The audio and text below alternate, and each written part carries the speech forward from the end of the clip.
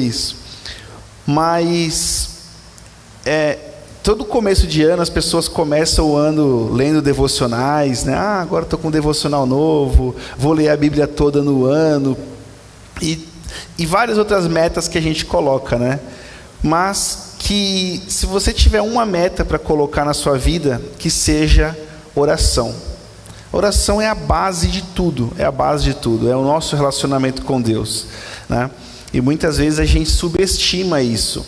E eu sou cansativo em dizer que a oração é o mandamento que Jesus deixou para nós. Jesus, ele não só nos manda orar, ele tinha uma vida regular de oração, ele nos ensinou a orar com a oração do Pai Nosso, né? Então tinha ali uma sequência daquela oração.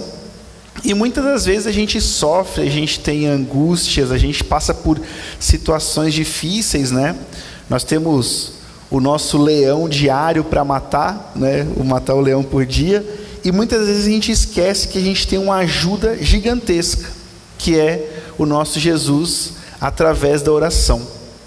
Então, que cada vez mais nós nos apeguemos em oração. É sério mesmo, gente, não é pregação, ele está fazendo quebra-gelo, está achando o assunto, não. Se apegue cada vez mais em oração, que a oração seja a coisa mais importante da sua vida, ao acordar, ao se deitar, ao passar por uma situação difícil, que você se apegue em oração. A oração é interessante porque a oração, ela não é um momento único que você para e vai orar.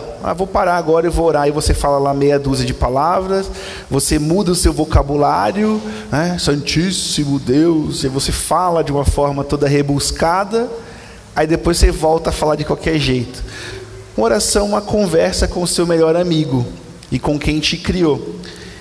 E a oração, nós não devemos parar para orar, mas nós devemos viver em modo constante de oração, né? Em espírito de oração. Você vai fazer qualquer coisa, você está ali em oração, né? Então, é muito importante que nós tenhamos essa vida de oração e que participemos dos cultos de oração também. Bom, vamos continuar. O pastor, a última quarta que nós tivemos aqui, que foi a quarta antes do Natal, o pastor foi até o capítulo 13 de Romanos, e aí ficaram os capítulos 14, 15 e 16, né? Então, essa quarta, pretendo falar um pouco do capítulo 14. Próxima quarta, a gente, se Deus quiser, se Jesus não voltar, a gente estuda o capítulo 15. E o capítulo 16, o pastor, ele ficou uns 3 domingos pregando sobre o capítulo 16. Aquele capítulo que fala sobre vários nomes de pessoas que Paulo menciona, né?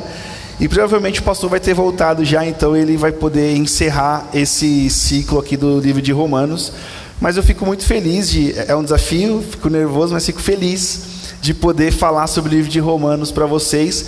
Eu já comentei aqui de uma outra vez que eu preguei que a Bíblia é um livro incrível, né? E na verdade a Bíblia é um livro de 66 livros, né? E todos os livros são ótimos.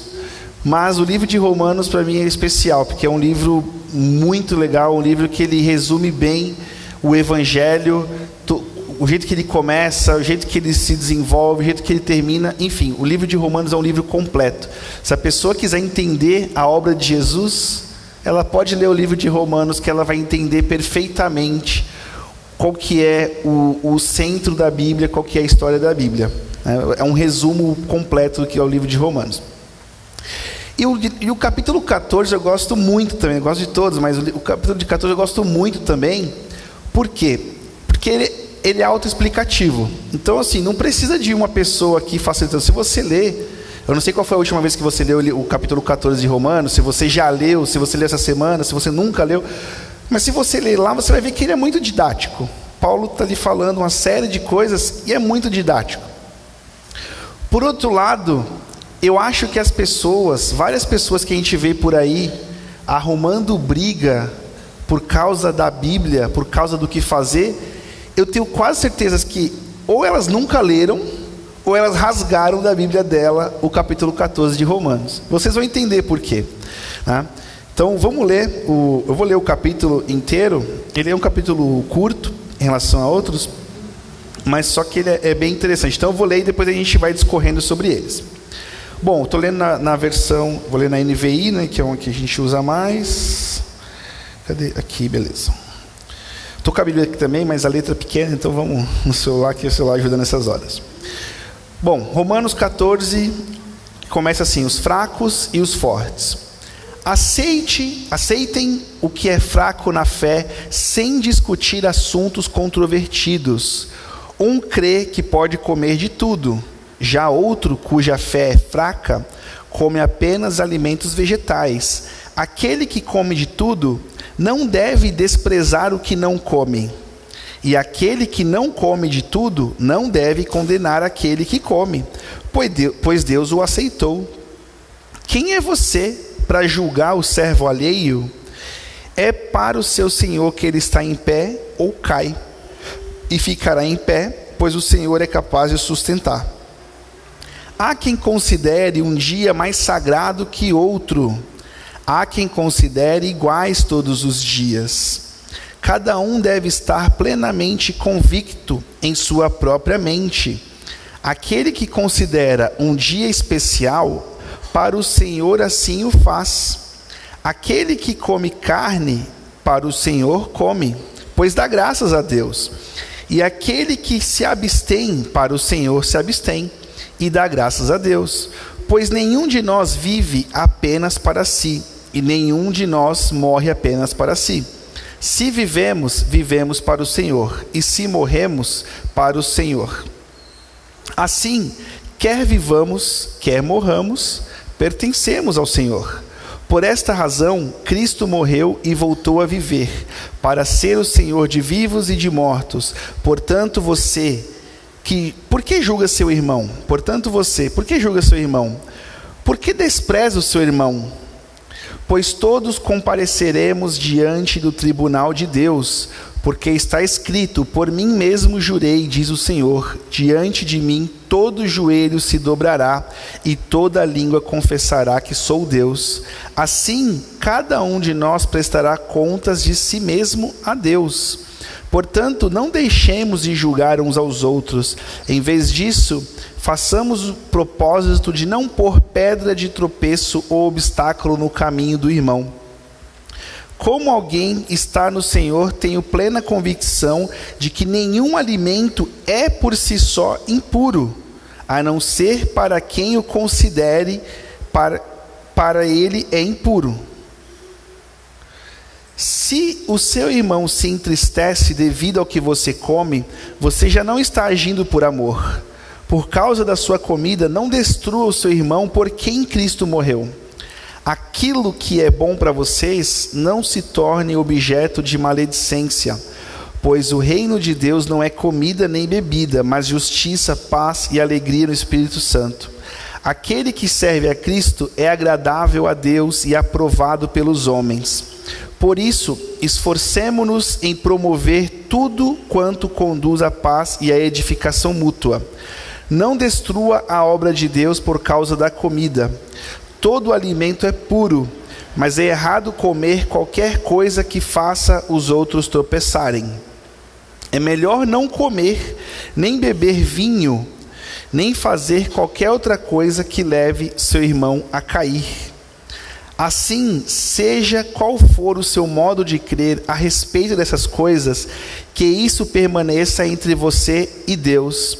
Feliz é o homem que não se condena naquilo que aprova, mas aquele que tem dúvida é condenado se comer, porque não come com fé, e tudo que não provém de fé é pecado. Amém? Vamos orar mais uma vez. Senhor, nós te agradecemos, Pai, por esse culto, te agradecemos, Pai, pelas pessoas que estão aqui, Senhor Deus, te agradecemos, Pai, por quem vai assistir esse vídeo depois. Senhor, nós te agradecemos, Pai, pelas tuas bênçãos, Senhor Deus, pela tua provisão, pela tua graça, pela tua misericórdia, Senhor. Pai, fala conosco através da tua palavra, Senhor Deus, que o Senhor possa tocar nos nossos corações, Senhor Deus, e que possamos aprender um pouco mais do Senhor nessa noite, Pai. É o que nós te pedimos, Senhor, e te agradecemos em nome de Jesus. Amém. Bom, então como eu disse, eu gosto muito dessa passagem. Como eu disse, ela é autoexplicativa e ao mesmo tempo parece que rasgaram ela da Bíblia. né? Parece que rasgaram essa passagem da Bíblia. Por quê?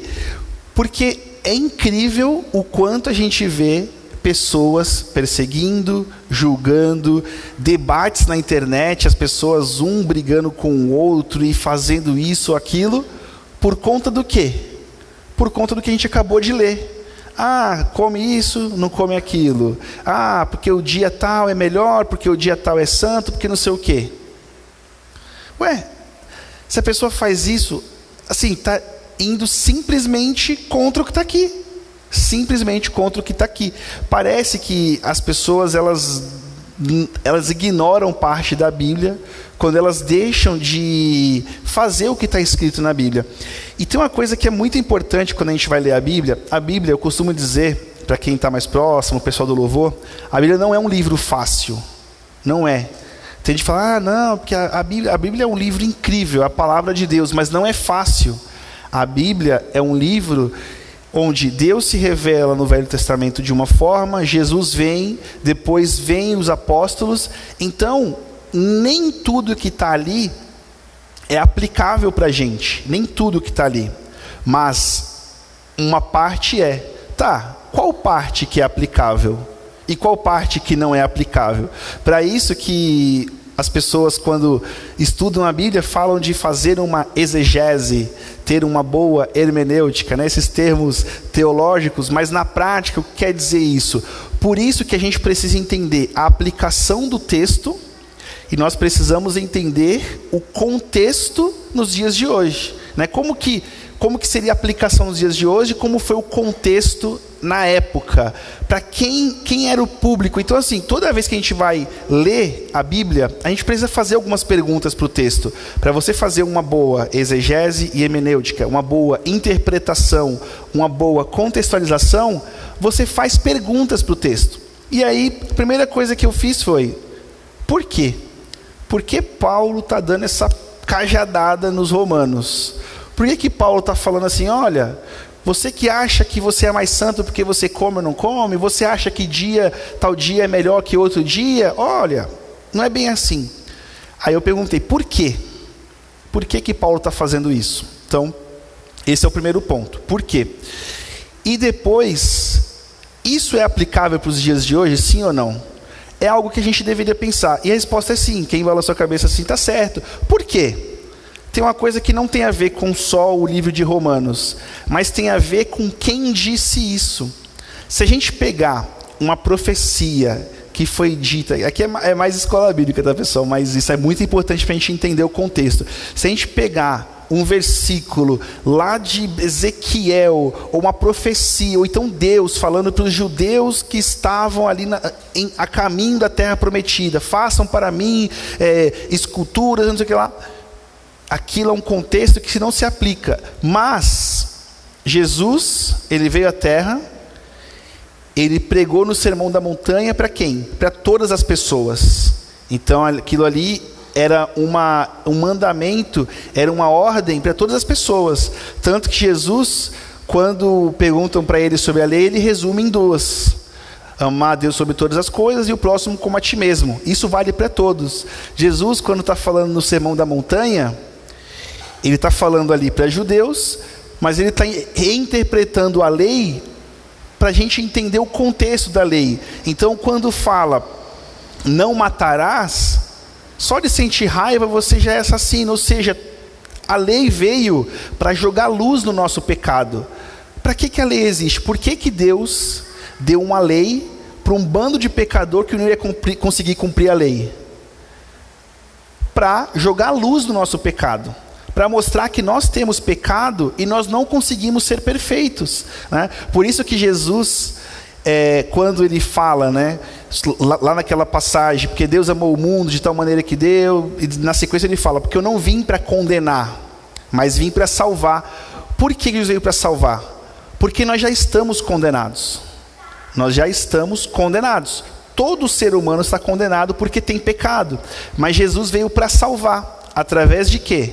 Através da cruz, através da salvação, através do que ele fez por nós. Então quem crer nele, todo aquele que nele crê, não pereça, mas tenha vida eterna. Então assim, quem crê será salvo. Quem não crê, ele não fala será condenado. Quem não crê já está condenado. Já está. Por quê? O ser humano está condenado. Jesus veio para salvar. Então Jesus, ele não veio para ficar apontando o pecado. Jesus veio para salvar. Falei, Ayrton, tá bom, mas e Romanos 14? Né? A gente não ia falar de Romanos 14, por que você está indo lá? Por conta da aplicação. Então, o que Jesus disse e o que os apóstolos disseram, Paulo, Pedro, Tiago, tudo isso tem aplicação para a gente. Então tudo do Novo Testamento tem aplicação para a gente? Nós precisamos fazer essa contextualização. Apocalipse tem uma série de alegorias, por exemplo, né? Mas várias coisas que Jesus disse e tudo que os apóstolos disseram para a igreja serve para nós. Então, Romanos 14 serve para nós? Serve para nós, né? Então é a primeira coisa. Isso aqui, qual que é a contextualização disso? É para a igreja? Serve para os dias de hoje? Serve. Por quê? Nós somos os gentios, né? Nós somos os que foram alcançados pela graça porque os judeus rejeitaram, né? Então, primeiro, contextualização. Segundo, por que Paulo estava escrevendo aquilo? Parece que essas picuinhas que a gente vê hoje, parece que já rolava lá.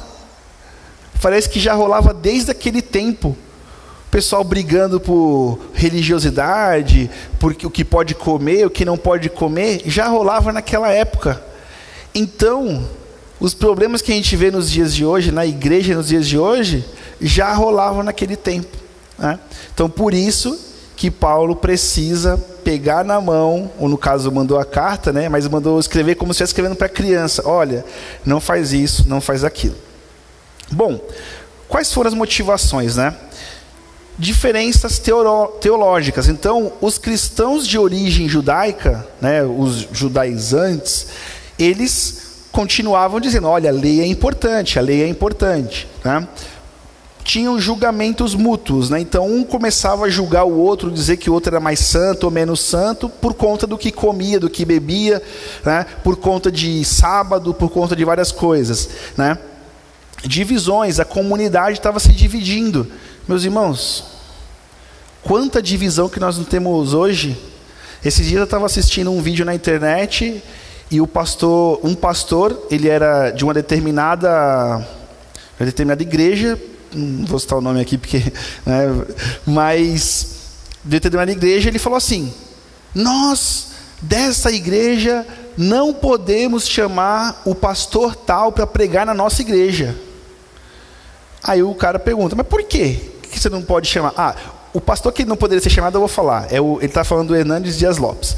Nós, dessa igreja aqui, não podemos chamar o Hernandes Dias Lopes para pregar na nossa igreja. Aí o outro fala, por quê? Porque ele segue uma linha calvinista e a gente não pode chamar pessoas assim para pregar na nossa igreja.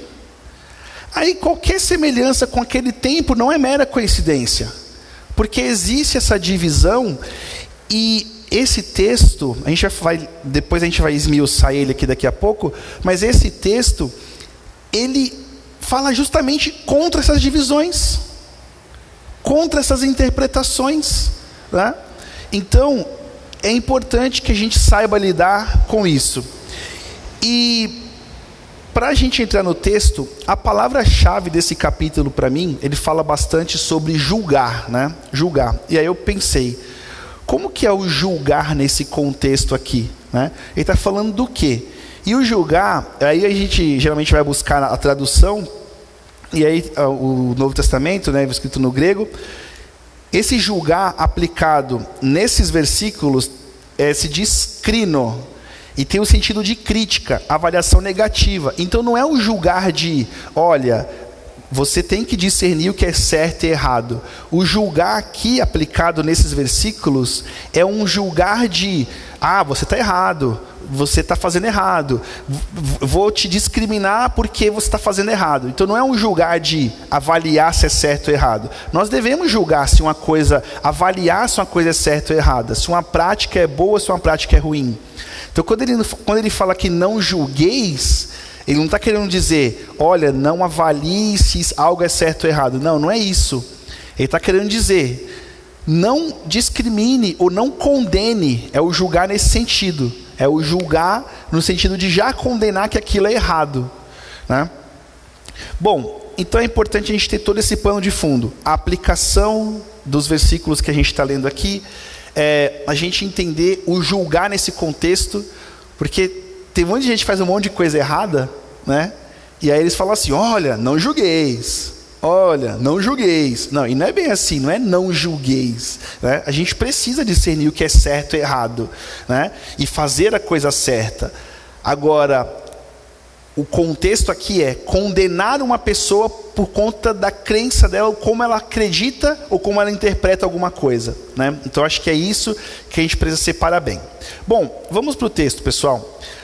O versículo 1, aceitem o que é fraco na fé, sem discutir assunto controvertido. Então, aceitar o fraco na fé, né? A pessoa que está começando. Eu entendo isso aqui sobre não ser soberbo. Tem muita gente que sabe um pouquinho mais e adora ficar corrigindo as pessoas em público, né? Adora querer menosprezar pessoas que estão começando ou que não sabem, né? Então, a gente precisa ter muito discernimento e muito cuidado sobre como fazer as coisas. Não adianta a gente querer, nós sabemos, temos um pouco mais de sabedoria, nós vamos agora começar a diminuir as pessoas que sabem menos, ou que estão começando. Nós vamos querer parecer que somos melhores por conta que você sabe um pouco mais, né? Então, nós devemos aceitar, entender que as pessoas estão começando. Todos começaram um dia, né? Depois, um crê que pode comer tudo, já outro, que a fé é fraca, come apenas alimentos vegetais. Olha aí os veganos, tudo de fé fraca. Brincadeira, né? Mas tem uns que acham que você que não pode não tem um certo discernimento, acha que a santidade está no alimento, e aí ele fala, não, isso aqui eu não devo comer, eu não posso comer. Não, peraí, né? Jesus morreu por nós, e aí tem uma coisa que é muito importante, que acho que é o centro aqui também desse texto. Jesus morreu por nós, então a salvação pelos nossos pecados não tem a ver com o pode e não pode. Não tem a ver com o pode e não pode. Porque se tiver a ver, isso, pessoal, é engraçado porque esse texto é autoexplicativo, mas ao mesmo tempo pode arrumar polêmica com um monte de gente. Por que o pode e não pode? A salvação não é o pode e não pode. Porque se fosse o pode e não pode, o sangue de Jesus valeu do quê? O sacrifício de Jesus valeu do quê? Ah, Jesus morreu na cruz. A salvação é pela fé. Está na blusa da Vivi ali, fé. A salvação é pela fé.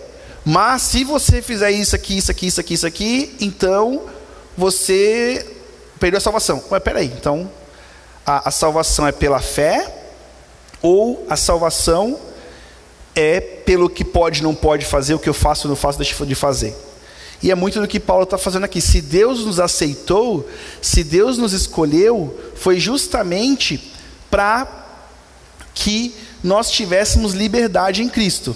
Mas só que a gente não pode usar essa liberdade de qualquer maneira, né? Então, essa é a linha tênue entre pode, não pode, ou devo, não devo. E aí está aqui, o cerne desse capítulo maravilhoso é o devo, não devo. Devo entrar nessa discussão, como que eu devo corrigir uma pessoa, né? Aqui fala sobre aceitar na fé, aceitar o fraco na fé. Se ele estiver dizendo uma bobeira, não quer dizer que você não vai corrigir. Mas só que tem jeito de fazer isso, né? Assim como alguém faz uma coisa errada, você vai corrigir em público. Poxa, é feio você corrigir a pessoa em público, né? Mas você chamar num canto e ensinar com amor, isso é normal da gente fazer, né? Em Atos 10, 15, vou abrir aqui rapidinho. Atos 10, no versículo 15. Né?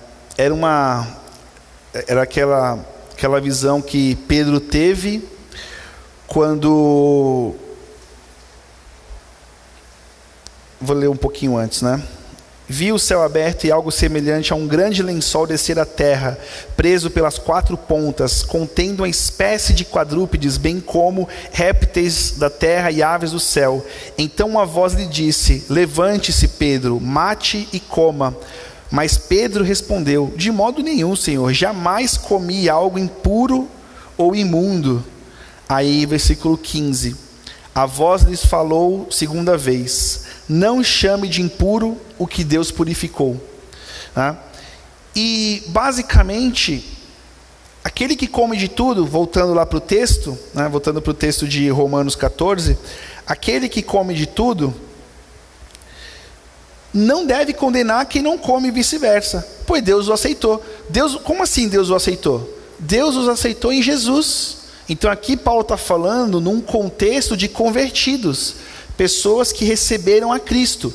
Eu recebi a Cristo, eu recebi a Jesus, mas eu acho que eu não devo comer isso aqui. Paulo está falando que eu sou fraco na fé, mas eu acho que eu não devo comer. Tá bom. Igual nossos amigos, eu tenho um monte de amigo adventista, né? Deus me livre querer falar, eu tenho um monte de amigo adventista, mas a adventista não come carne de porco, não come presunto, essas coisas, né? E, tá bom. Não come, ué. Se você acredita em Jesus Cristo como seu Salvador, você está salvo. Não é porque você não come presunto que você vai para o inferno, pois Deus o aceitou, né? Então a gente não tem que ficar brigando.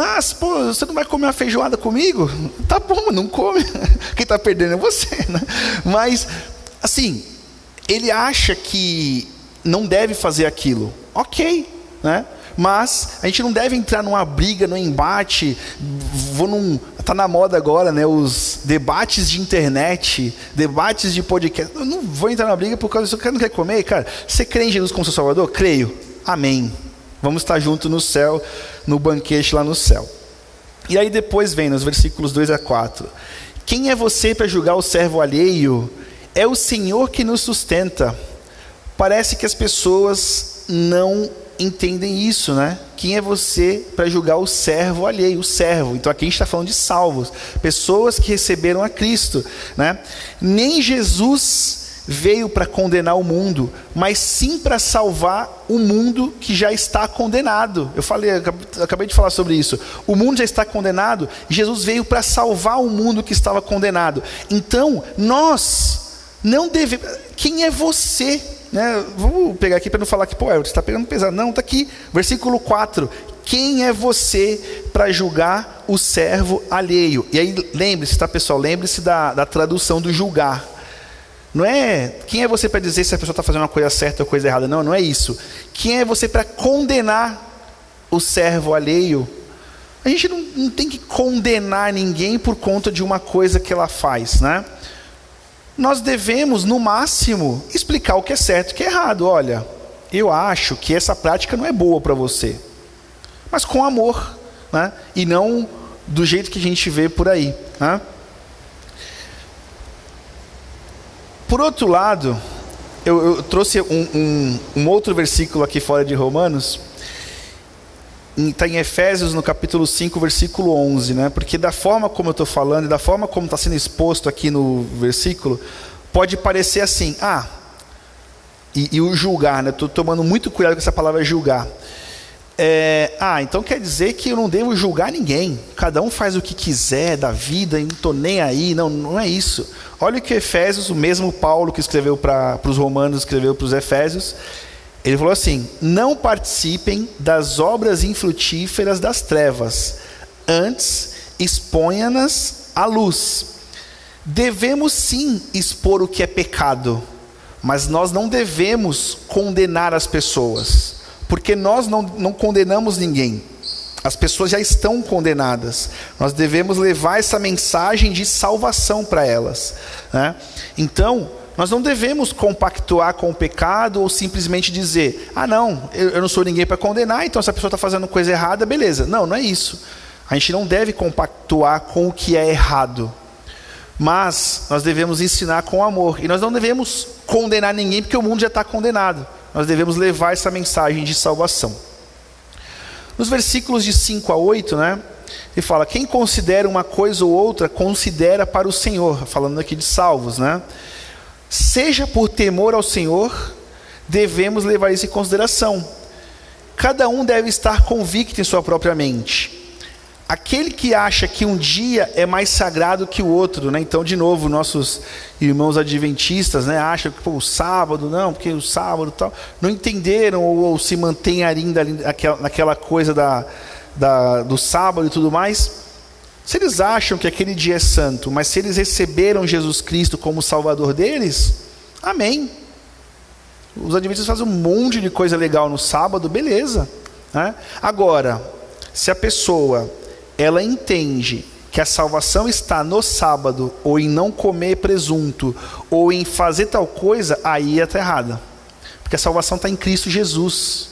Ponto. A salvação está no mérito de Jesus que morreu na cruz por nós. Se a pessoa está apegada àquilo como Salvador da vida dela, aí tem um problema. Porque quem é o Senhor e Salvador da sua vida? O sábado. Não. Cumprir a lei aqui. Não, porque você não consegue cumprir a lei. Você pode até não comer presunto, mas você sente raiva. Você pode até não trabalhar no sábado, mas você se ira, você pensa coisa ruim. Então assim, a gente não consegue cumprir a lei. Quem quiser ser salvo por cumprir a lei, não vai ser salvo, porque a gente não consegue. Nós só vamos ser salvos pela fé em Jesus Cristo. Pela fé em Jesus. Por isso que chama de salvação pela fé, né? E aí o versículo 9, né? Por esta razão Cristo voltou a viver, para ser o Senhor de vivos e Senhor de mortos. Jesus é Senhor dos que morreram nele e dos que vivem nele. Por isso que Jesus morreu. Olha como as coisas se conectam, olha como as coisas se encaixam, né? O versículo 9, vou resgatar o 9 aqui da leitura. Então, vamos pegar o 8, né? Se vivemos, vivemos para o Senhor. Se morremos, morremos para o Senhor. Assim, quer vivamos, quer morramos, pertencemos ao Senhor. Jesus disse que aqueles que se chegassem até Ele, de maneira alguma Ele jogaria fora, Ele lançaria fora, né? Por esta razão, Cristo morreu e voltou a viver, para ser Senhor de vivos e de mortos. Aí o 10. Portanto, por que você julga seu irmão? A pergunta é muito simples. Portanto, por que você julga seu irmão?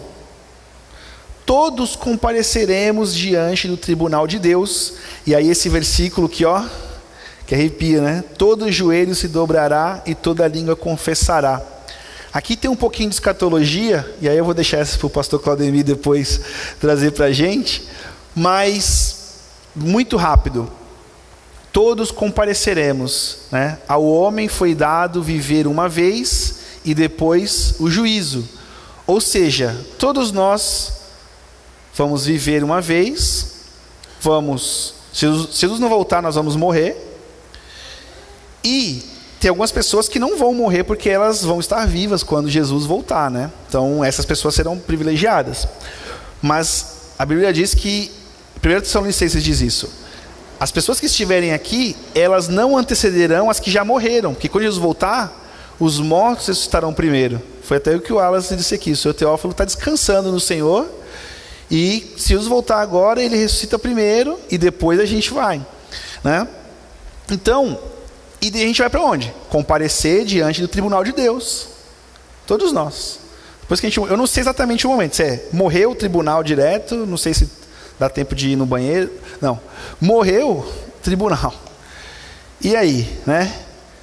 Como que é isso? Jesus disse pro ladrão da cruz, aquele ladrão que reconheceu, ele falou assim, ainda hoje você vai estar comigo no paraíso. Então o julgamento não deve demorar muito, né? Que ainda hoje, eles estavam ali, tarde mais ou menos, ia morrer crucificado, ainda hoje você vai estar comigo no paraíso. A gente vai para um julgamento. Aí chegar no julgamento, Senhor, porque eu fiz isso, eu fiz aquilo, dei cesta básica, não sei o que lá, não comi presunto, lá. Senhor, Jesus, eu creio em Jesus Cristo. Tá, então você está salvo. O ladrão da cruz não tinha obra alguma. O ladrão da cruz, o que ele fez durante a vida dele inteira? O cara estava morrendo numa cruz. O cara estava morrendo numa cruz. Imagina, esse cara devia ser da pesada, devia ser um cara ruim.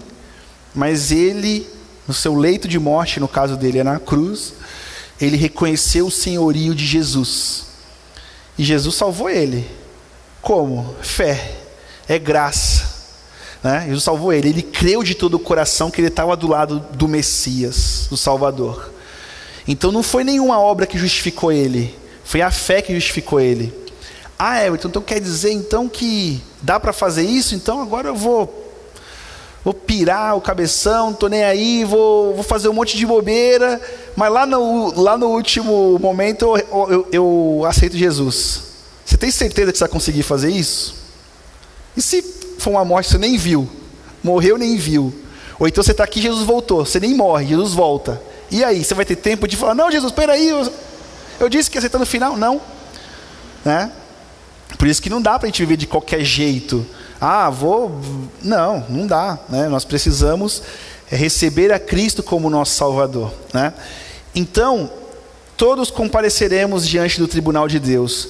Todos seremos julgados. Por isso que Jesus, gente, é sério, eu repito muito isso e eu fico maluco quando eu vejo as pessoas arrumando briga por causa de Bíblia, arrumando briga por causa... Jesus, ele não veio condenar, ele veio salvar. Jesus não veio condenar, ele veio salvar. Guarda isso. Teve uma vez que eu era adolescente, estava começando a ficar adulto, e um pastor, não vou citar o nome, mas um pastor, ele foi convidado para ir num programa muito conhecido, aquele De Frente com Gabi. Você ouviu ele falar, né? De Frente com Gabi. E eu falei, nossa, que oportunidade que ele tem de falar de Jesus. Tem uma baita oportunidade de falar de Jesus. O Saião, por exemplo, foi falar com o Bial, o recente aí, né?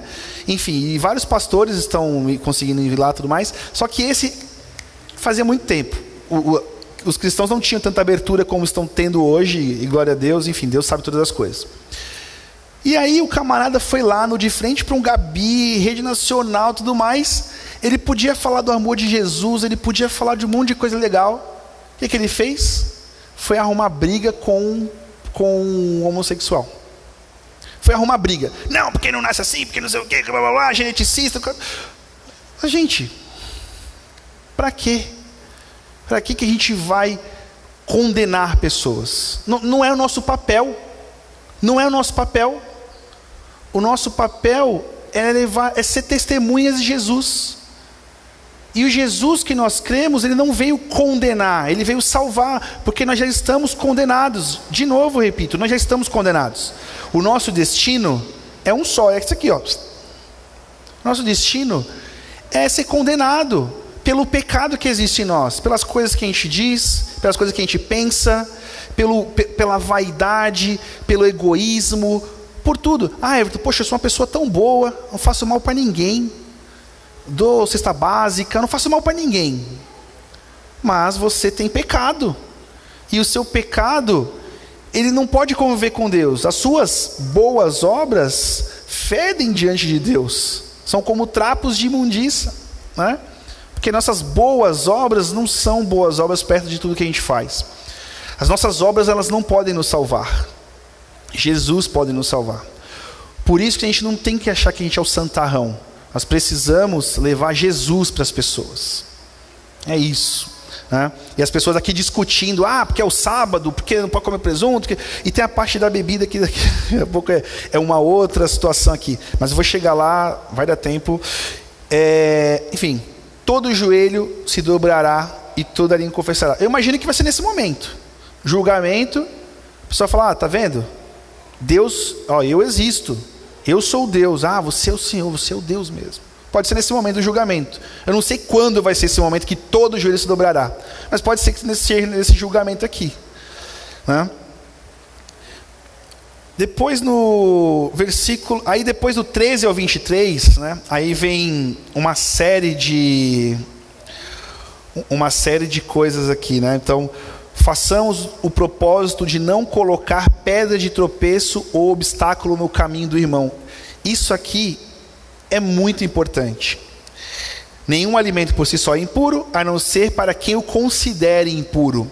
Então, muitas das vezes, aí aqui eu vou entrar na parte da bebida, e já falei até com o pastor Claudemir sobre isso, porque tem algumas questões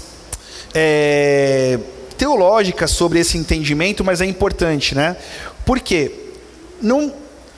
Está dizendo que nenhum alimento é impuro. E eu falei sobre o posso, não posso, versus o devo, não devo. E aqui Paulo justamente fala sobre a bebida. Tipo, o beber, o simples ato, o simples fato de você beber qualquer coisa que contenha nela, é pecado? A Bíblia não diz que é pecado. É polêmico, mas a Bíblia não diz que é pecado. O simples fato. Mas, levar a outra pessoa a tropeçar, é pecado. Então, se eu comer tal coisa vai prejudicar o meu irmão, por que eu vou comer aquela coisa com ele? Se eu beber tal coisa, seja lá o que for, vai prejudicar o meu irmão, vai gerar gatilhos nele, vai levar ele a fazer coisas ruins, vai fazer ele lembrar de coisas que ele não deveria ou não gostaria de lembrar, por que eu vou fazer isso? O nome disso é domínio próprio. Se você não domina, aí tem um problema, aí já é vício. Então, você precisa entender muito bem isso. O domínio próprio, ele faz com que você entenda o que é o Evangelho, que você domine as coisas. E aqui a gente fala de bebida, e se a gente entrar em falar de vícios, aí é uma outra conversa, um outro estudo. Mas, só uma coisa sobre vício. Isso aqui, é você que usa ele ou é ele que te usa? Assim, pode parecer um clichêzinho, mas é a verdade. Tem muita gente que não consegue viver sem isso aqui. Não consegue viver.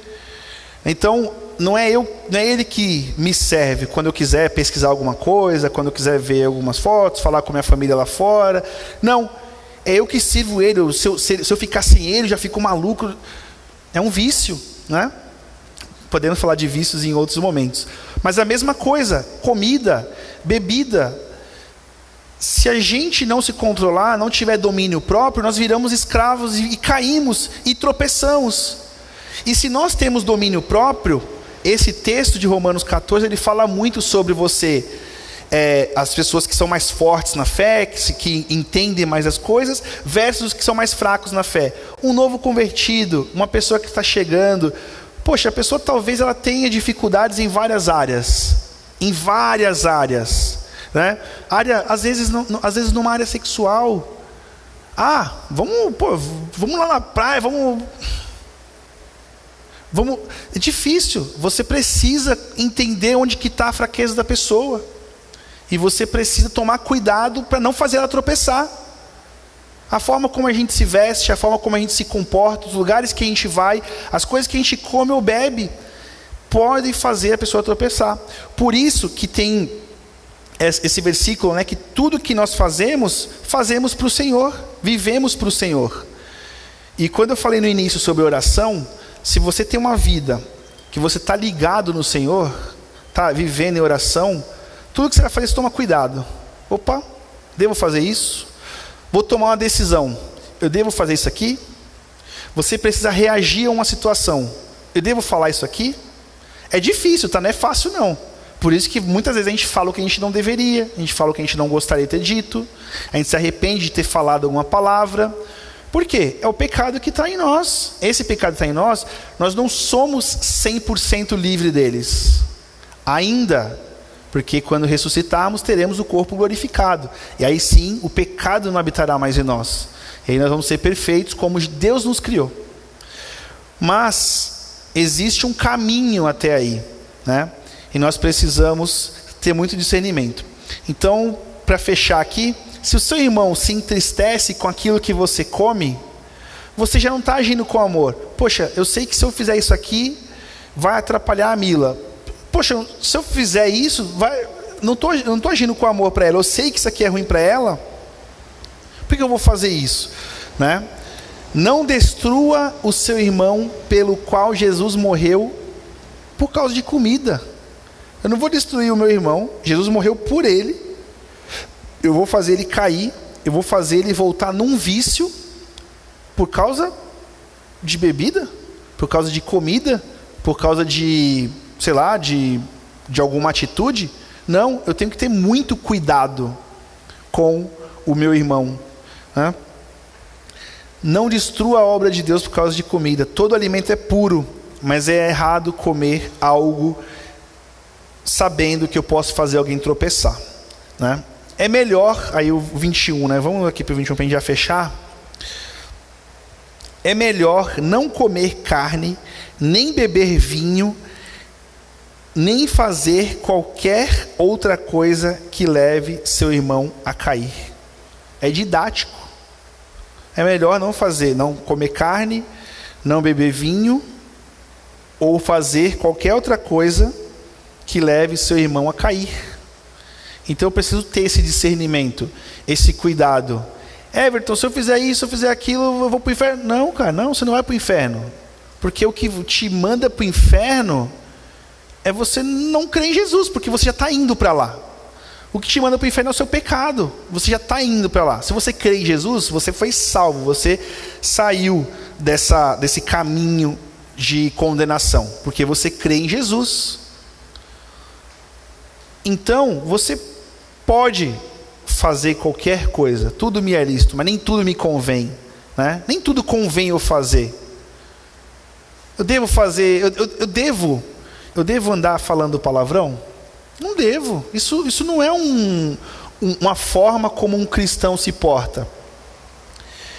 E aí você vai falar assim, Everton, então quer dizer que a gente pode fazer tudo? Olha, se você entende a obra de Jesus na sua vida, olha o tamanho do presente que você ganhou. Você está condenado ao inferno. Você está condenado a pagar uma dívida muito maior do que milhões e bilhões. É a sua eternidade. Você está condenado. Vocês já leram um livro chamado Nascido Escravo? Nós já nascemos escravos. Já nascemos condenados por conta do nosso passado, por conta do histórico, por conta do pecado que existe na raça humana. Já estamos condenados a viver os efeitos do pecado. Mas Jesus, de graça, Ele foi lá e morreu por nós. Então, eu luto contra o meu pecado por gratidão a Jesus por tudo que Ele me fez. Se Jesus teve que morrer por conta das minhas práticas ruins, eu vou continuar fazendo práticas ruins? Eu vou continuar vivendo uma vida desvairada por aí? Não, eu vou lutar incessantemente para não pecar. Eventualmente eu vou pecar, mas não deliberadamente. Eu vou lutar contra o meu pecado. Isso que é o processo de santificação. É você lutar contra o seu pecado, né?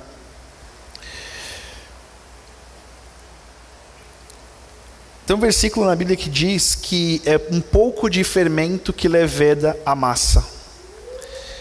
É um pouquinho de fermento que estraga a massa. Um pouquinho a mais estragou, né?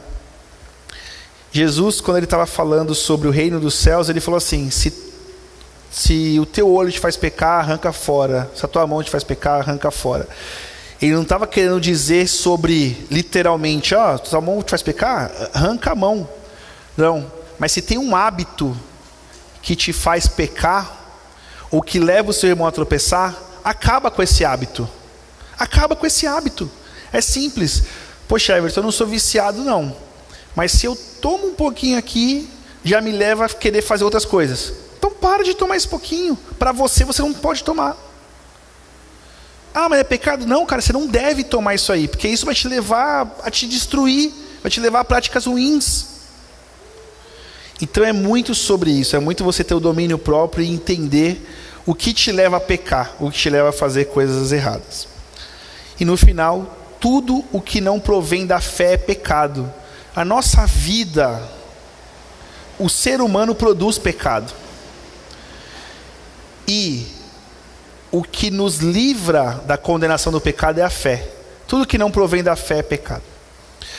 Resumindo, pessoal, para fechar, ficamos dentro do nosso horário aqui. Não julgar no sentido de condenar. A gente deve julgar o que é certo e errado, mas julgar com amor, corrigir com amor. Não excluir pessoas. Fulano não come aquilo. Pessoal, eu já vi adventistas me dizerem que assim, olha, eu acredito que se você não guarda o sábado, você não vai ser salvo, não. Eu falei, rapaz. E outros já vi outros dizerem, não, nada a ver. Não é, por exemplo, aquele Rodrigo Silva, né? Eu gosto muito do Rodrigo Silva, arqueólogo. Ele não fala isso. Ele não fala que se você não guardar o sábado, você não vai ser salvo. Não. Ele entende diferente. Então, assim como tem adventistas que entendem de um jeito, de outro, assim como tem evangélicos que entendem de um jeito, de outro, enfim. A gente não deve condenar as pessoas, no sentido de excluir, no sentido de dizer que ela está errada e falar, você não vai ser salvo por causa disso, né? A liberdade em Cristo, a liberdade que Cristo nos dá, não é licença para eu julgar pessoas, condenar pessoas, sair brigando com pessoas. A gente tem que ter amor, né? A gente precisa ter muito bem a nossa consciência. A nossa consciência, ela tem que estar, você tem que estar muito tranquilo sobre a sua consciência. Quando o versículo fala, se a pessoa ela acha que um dia é mais santo, ela faz isso para Deus. Se a pessoa ela acha que ela não deve comer aquilo, ela faz por temor a Deus. Ok, tem a ver com a sua consciência. Se você acha que você vai pecar, não faz aquilo. Não faz, aquilo vai te levar a pecar. Você entende que aquilo não é bom para a sua relação com Deus? Não faz aquilo. E boa. É isso, né? E o amor deve prevalecer sobre todas as coisas. Está faltando amor. E aí não está faltando amor no mundo, porque a gente sabe que o amor no mundo vai acabar. Se a gente começar a falar aqui das coisas que a gente vê, meu Deus, a gente fica aterrorizado com as coisas que a gente vê. E a gente pensa que a gente não pode se surpreender, mas cada dia mais tem coisas mais aterrorizantes, gente. É coisa assim. Então o mundo, nossa, terrível. Mas no meio da igreja a gente não vê amor. A gente vê as pessoas discutindo sem amor. E quando eu falo amor, o que é? O amor é abstrato, né? Mas o amor é aquilo que eu não quero para mim, eu não faço para o outro. Aí é amor. Aquilo que eu não quero para minha mãe, que eu amo muito, eu não faço para ninguém. Aquilo que eu não quero para o meu filho, eu não faço para ninguém. Isso é amor, né? A gente vê as pessoas excluindo, fazendo picuinha, falando coisas por trás, corrigindo em público, expondo as pessoas. Gente, vamos ter amor. Vamos ter amor. Fazer as coisas com amor. Porque no final de tudo, acho que tudo se resume nisso, né? O mandamento se resume nisso. Amar a Deus sobre todas as coisas e o próximo como a ti mesmo, né? Então, as palavras-chave aqui desse capítulo são, né, não julgar, ser tolerante, ser paciente, ter bom discernimento e principalmente o amor. Amém? Então é isso, espero que tenha fixado algumas coisas que possa ter servido para você e que Deus continue falando no seu coração. Recomendo muito, se você não pegou a sequência completa do estudo de Romanos, está no YouTube, né? Pastor Claudio depois, se quiser investir tempo, vai poder assistir aqui esse vídeo e vai poder complementar, se ele entender que faz sentido, complementar. Mas que possamos estudar a Bíblia, o livro de Romanos e tudo mais, porque esse livro é um livro incrível, assim como todos os outros, é claro, mas tem muitas verdades importantes para a nossa vida que infelizmente parece que as pessoas não estão lendo, ou elas leem, mas passam desapercebido. Amém? Vamos orar para encerrar.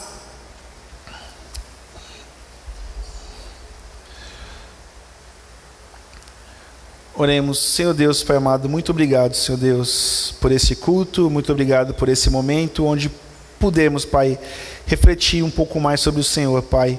E fatalmente, Senhor Deus, tudo que falamos sempre voltamos para a grande obra que Jesus fez na cruz por nós, Pai. Senhor, nós te agradecemos porque Jesus morreu por nós, Pai. Sem Jesus, nós seríamos condenados ao inferno, Senhor Deus, mas o Senhor nos salvou, o Senhor nos livrou da condenação através do Filho Jesus, Pai. Muito obrigado, Senhor Deus, por tão grande salvação, Senhor. Pai, eu quero te pedir, Senhor Deus, que o Senhor venha nos ajudar, Senhor Deus, a ser servos melhores, Pai, pessoas melhores, Pai amado. Eu venho te pedir, Senhor Deus, que o Senhor venha, Pai, nos nos ajudar a ter o amor genuíno pelo nosso próximo, Pai amado, que eu consiga, Pai, amar o próximo, amar, Senhor Deus, até o meu inimigo, Senhor Deus, que eu possa amá-lo, Senhor Deus, da forma como Jesus nos ensinou a amar, Pai. É muito difícil, Senhor Deus, é muito difícil colocar isso em prática, Pai, mas nos ajuda, Senhor Deus, se o Senhor nos disse para fazer isso, porque é possível, Pai. Nos ajuda, Pai, a amar o nosso próximo como a nós mesmos, Pai amado, nos ajuda, Pai, a ter discernimento sobre o que é certo e errado, Pai, nos ajuda, Pai, a não tropeçar, Senhor Deus, nos ajuda a não ser tropeço para ninguém, Pai amado, mas que possamos, Pai, fazer o certo, Senhor, que possamos, Pai amado, fazer, Senhor Deus, o que o Senhor quer que nós façamos, Pai. Eu te peço, Pai amado, nos ajuda, Pai, a cada dia mais ser servos melhores, pessoas melhores, Pai amado. Eu te peço, Pai, Senhor, eu te peço por essa igreja, Pai, que essa igreja possa crescer, que essa igreja possa, Pai, cumprir, Pai, o propósito que ela tem, Senhor Deus, de igreja aqui na Vila Olímpia, Senhor, que possamos, Senhor Deus, levar o Teu Evangelho para outras pessoas, Pai, que possamos levar o amor de Cristo para outras pessoas, Pai, que as pessoas possam conhecer esse amor e tão grande salvação através dessa igreja, Pai, através do que o Senhor quer fazer aqui nessa igreja, Pai. Nos ajuda, Pai, que possamos cada dia mais evoluir, Pai. Te peço por cada pessoa que veio aqui e que o Senhor possa, Pai, nos levar em paz e segurança para os nossos lares, Pai, debaixo da Tua proteção. Não deixe que nenhum mal aconteça, Senhor Deus, mas que possamos, Pai, chegar nos nossos lares e que possamos voltar aqui, Pai, no domingo, nos próximos cultos, se assim for a Sua vontade, Pai. É o que nós te pedimos, Senhor, e te agradecemos. Em nome de Jesus, amém. Amém, irmãos. Obrigado.